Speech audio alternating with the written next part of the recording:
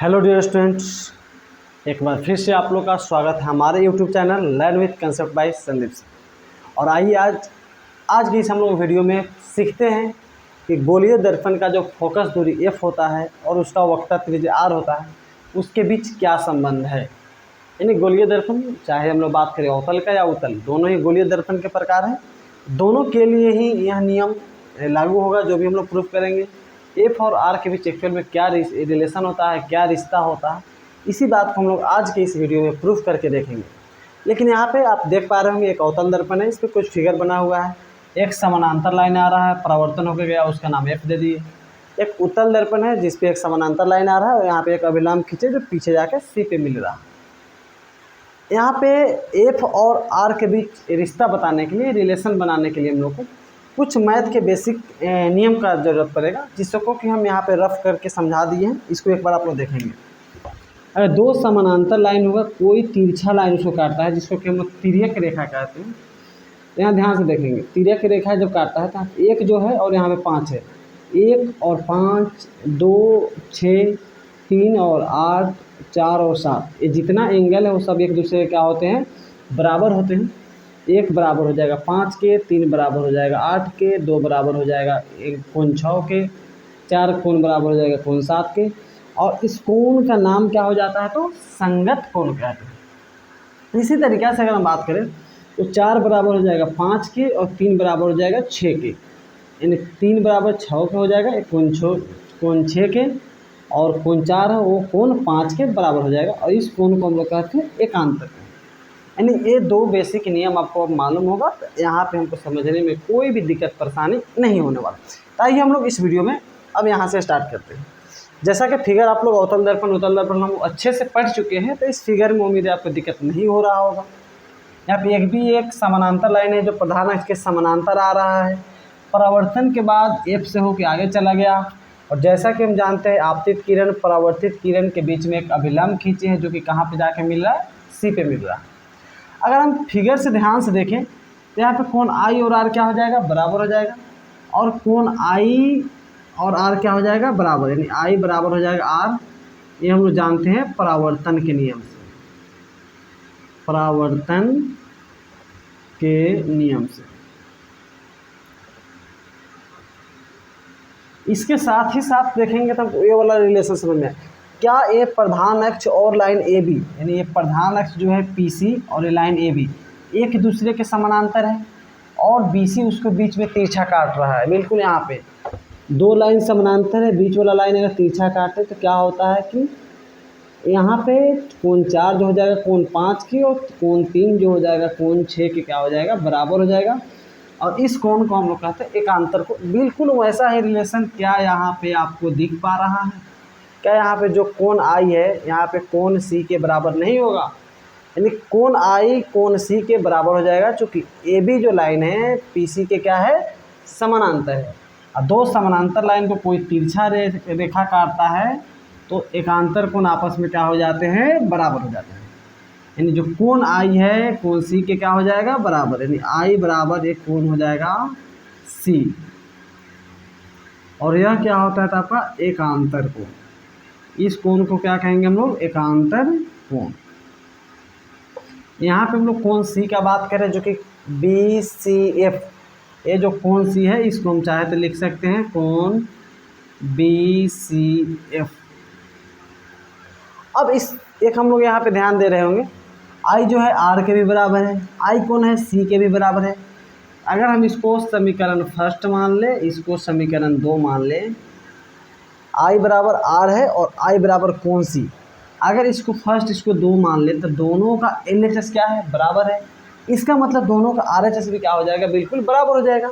यानी समीकरण 1 और 2 से अगर हम बात करें, समीकरण 1 और 2 से तो हमको क्या मिल जाएगा, आर बराबर मिल जाएगा एंगल सी। अब हम लोग थोड़ा फिगर पे ध्यान से देखते हैं। आर कहाँ पे आपका, यहाँ पे देख पा रहे हो आर है, कौन सी क्या है तो यहाँ पे है। अब ध्यान से देखेंगे तो हमको दोनों एक ही त्रिभुज का दो अलग अलग कोण दिखाई दे रहा है। बी सी एफ एक ट्रायंगल एक त्रिभुज दिख रहा है, इसी का दो कोण आपस में क्या हो गया, बराबर हो गया। और आप जानते हैं कोई भी वैसा त्रिभुज जिसका दो कोण आपस में बराबर हो या दो भुजा बराबर हो, उस त्रिभुज को हम लोग क्या कहते हैं, समद्विबाहु त्रिभुज कहते हैं। और यहाँ पे चूंकि दो कोण क्या हो गया, आपस में बराबर हो गया, इसका मतलब बी सी और एफ क्या हो जाएगा, एक समद्विबाहु त्रिभुज हो जाएगा। यानी लिख सकते हैं इसलिए त्रिभुज बी सी एफ एक समद्विबाहु त्रिभुज है, समद्विबाहु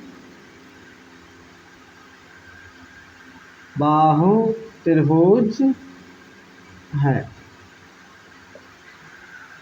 समद्विबाहु त्रिभुज होगा तो जो कोण आपस में बराबर है उसके आमने सामने का भुजा भी बराबर होगा। जैसे कि आर कोण लिए है तो आर के सामने का भुजा क्या हो जाएगा, सी एफ। इसलिए हम लिख सकते हैं सी एफ बराबर किसके हो जाएगा, तो कोण सी के सामने का भुजा बी एफ, यानी सी एफ बराबर हो जाएगा आपका बी एफ के। उम्मीद है यहाँ तक कोई दिक्कत नहीं होगा।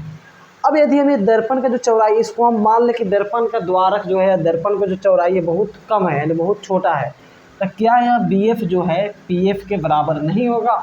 क्या बोले, यदि हम मान लें दर्पण जो है आपका बहुत चौड़ा नहीं, बहुत पतला है, तो इसका मतलब बी पॉइंट कहीं इधर नज़दीक आ जाएगा, यानी पी एफ जो है बी एफ के एग्जैक्ट बराबर कभी पॉसिबल नहीं है चूँकि गोलीय दर्पण।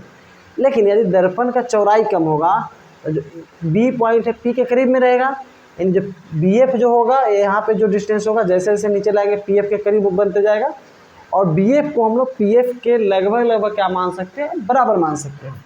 यानी क्या लिखेंगे, यदि दर्पण का द्वारक छोटा हो, या बोलो तो यदि दर्पण का चौड़ाई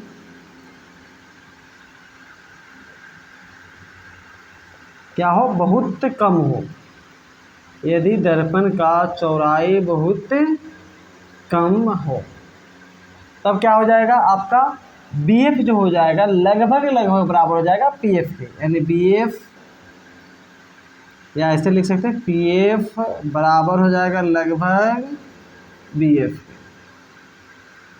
यहाँ पे मान लिए समीकरण 3 और इसको मान लिए समीकरण 4। अब यहाँ 3 और 4 को देखेंगे तो यहाँ पे आर एच एस बराबर हो गया, तो क्या एल एच एस बराबर नहीं होगा? तो लिखेंगे बिल्कुल बराबर होगा। यानी क्या लिखेंगे, समीकरण 3 और 4 से, समीकरण 3 और 4 से क्या हो जाएगा आपका, C F equal to P F, C F is equal to हो जाएगा पी एफ। अब हम लोग आगे देखते हैं, यानी यहाँ तक हम लोग समझ गए कि सी एफ जो है पी एफ के क्या है, बराबर है। और हम जानते हैं यहाँ से देखो, अगर पूरा हमको पी सी निकालना है तो क्या पी एफ और सी एफ को आपस में नहीं जोड़ेंगे, यानी पी सी को क्या लिख सकते हैं, P F plus C F, P F plus C F. और हम ये भी जानते हैं कि दर्पण के ध्रुव पी से लेके वक्रता केंद्र सी तक के लंबाई को हम क्या कहते हैं, तो बोले तो वक्रता त्रिज्या कहते हैं। पी सी क्या है आपका, आर है, और दर्पण के ध्रुव से लेके मुख्य फोकस तक के लंबाई को हम लोग फोकस दूरी कहते हैं। पी एफ का वैल्यू क्या है, एफ है। लेकिन यहाँ पे एक लोचा है, चिन्ह परिपाटी हम लोग पिछले वीडियो में पढ़े थे। चिन्ह परिपाटी के अनुसार हम लोग देख रहे हैं कि आपकी जितना भी लंबाई माप रहे हैं सभी दर्पण के ध्रुव से बाएं साइड माप रहे हैं, यानी सभी को क्या लेना पड़ेगा, आपको साइन को माइनस लेना पड़ेगा। अब यहाँ हम लोग क्या करते हैं, P C equal to P F plus C F. यहाँ पे हम देख पा रहे होंगे जो सी एफ है आपका किसके बराबर है, पी एफ के, यानी सी एफ के जगह भी चाहे तो क्या रख सकते हैं, पी एफ रख सकते हैं। और पी सी के लिए हम लोग क्या यूज कर सकते हैं, आप एक बार और बढ़ाना चाहिए एक step, P C equal to P F plus P F जोड़ेंगे तो हो जाएगा आपका 2 पी एफ। अब यहाँ से हम लोग पी सी का वैल्यू रख लेते हैं, पी सी इक्वल टू क्या रखेंगे, minus R is equal to 2 into P F का वैल्यू क्या रख लेंगे, तो आपका माइनस एफ। यहाँ पे माइनस से माइनस कटा देंगे तो आर इक्वल टू फाइनली क्या आ जाएगा आपका 2f। या इसी को हम चाहे तो लिख सकते हैं f is equal to R by 2। यानी हम क्या देख पा रहे हैं कि गोलीय दर्पण का जो वक्रता त्रिज्या होता है उसके फोकस दूरी का 2 गुना होता है। इसी को उल्टा करके बोले तो गोलीय दर्पण का फोकस दूरी है उसके वक्रता त्रिज्या का कितना होता है, तो बोले तो आधा होता है। और इस प्रकार हम देख पा रहे हैं गोलीय दर्पण में, अवतल दर्पण में प्रूफ करके देख लिए कि अवतल दर्पण का वक्रता त्रिज्या उसके फोकस दूरी का 2 गुना होता है, या उल्टा करके बोले तो अवतल दर्पण का फोकस दूरी उसके वक्र त्रिज्या का आधा होता है। अब यही सेम रिलेशन आपका निकलेगा उत्तल दर्पण में, लेकिन कैसे निकलेगा तो उसको हम लोग इधर थोड़ा साइड में रफ कर लेते हैं। अब इसमें हम लोग ध्यान से देखते हैं, इसमें भी यहाँ पे होगा आपका I, यहाँ पे होगा आपका R। अब इसमें भी देखें तो हम क्या लिख सकते हैं, I बराबर लिख सकते हैं, R लिख सकते हैं, कोई दिक्कत नहीं है। यहाँ पे भी हम देखें ध्यान से, यहाँ क्या बोले, एक जो कोण है 5 के क्या होगा, बराबर होगा, एक 5 के बराबर, इसे क्या कहते हैं, संगत कोण। ठीक इसी तरह यहाँ पे AB लाइन जो है इस लाइन के यानी प्रधान अक्ष के बिल्कुल समानांतर है, तो क्या जो कोण I है यहाँ पे कोण C के बराबर नहीं होगा, तो आपका आंसर होगा बिल्कुल बराबर होगा। यानी क्या लिख सकते हैं, जो I बराबर है कोण हो जाएगा कोण C के बराबर होगा, या इस कोण C को चाहे तो लिख सकते हैं कोण BCF।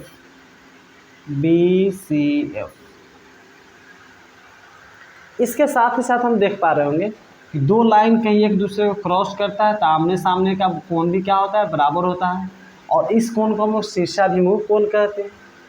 यानी ये जो लाइन आ रहा है यहाँ पे C ऑलरेडी लिखा है तो यहाँ पे हम लोग C नहीं मान सकते, इसको सपोज करते हैं हम लोग मान लेते हैं क्या, E मान लेते हैं।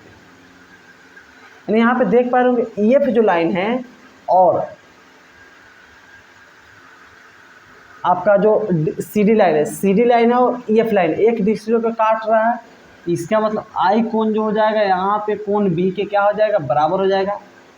I बराबर क्या लिख सकते हैं, A कोण B है, इसका हम नाम लिखना चाहे तो क्या लिखेंगे, CBF, कोण CBF।